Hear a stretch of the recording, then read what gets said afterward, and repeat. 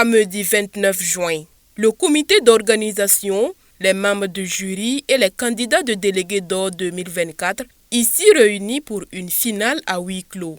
C'est au regard du nombre des activités menées par les candidats que cette petite finale se tient. Une compétition marquée par des présentations riches et inspirantes où chaque candidat a mis en avant ses activités de l'année scolaire écoulée.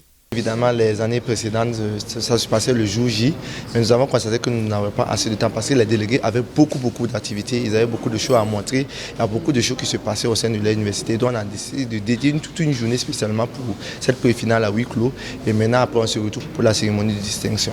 Composé d'acteurs expérimentés du milieu éducatif et associatif, les membres du jury ont salué la créativité, l'initiative et l'engagement dont ont fait preuve les candidats. De façon globale, c'était pas mal pour les différentes présentations des candidats. Donc, c'est des gens qui ont travaillé. Bon, ils ont présenté leur programme d'activité de l'année. On voit qu'il y a des activités socio-culturelles, sportives, humanitaires. Et vraiment, c'est des choses à saluer. Donc, je pense que je tire vraiment mon chapeau à ces différents délégués. Ça montre que c'est une jeunesse dynamique, une jeunesse qui bouge et ça, ce sont des choses à saluer. À tour de rôle, chaque candidat a pris la parole pour exposer ses projets, ses initiatives et ses succès.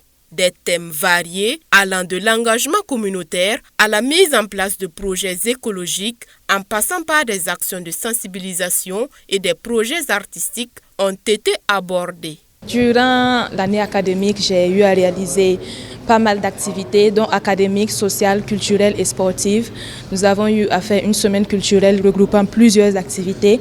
Nous avons eu à organiser une journée de salubrité, une rupture de jeunes collectifs, toujours dans la vision de promouvoir la cohésion, le vivre ensemble et la paix au Burkina Faso. C'est avec un esprit de fair play que Salif a salué la qualité des prestations de ses concurrents. En tant que candidat, je dirais tout simplement, pour ne pas être long, que j'ai eu une appréciation essentiellement positive. Voilà, je pense qu'il est toujours important de se réunir au cours des activités de ce cadre-là, afin donc bien sûr de promouvoir et de valoriser notre leadership. Parce que le travail qui est fait à l'interne n'est pas un travail qui doit rester nul et caduc. Les délégués font quelque chose, ils mènent quelque chose, ils font plusieurs sacrifices et il est important que ce travail-là soit valorisé à la hauteur de leurs efforts. À l'issue des travaux du jury, les meilleurs sélectionnés seront récompensés le 5 juillet lors de la cérémonie officielle de remise de prix au Sénasa. Un appel a donc été lancé à tous les étudiants à sortir massivement les 4 et 5 juillet pour soutenir ces jeunes déterminés à faire bouger les lignes et à apporter des changements positifs dans leur environnement.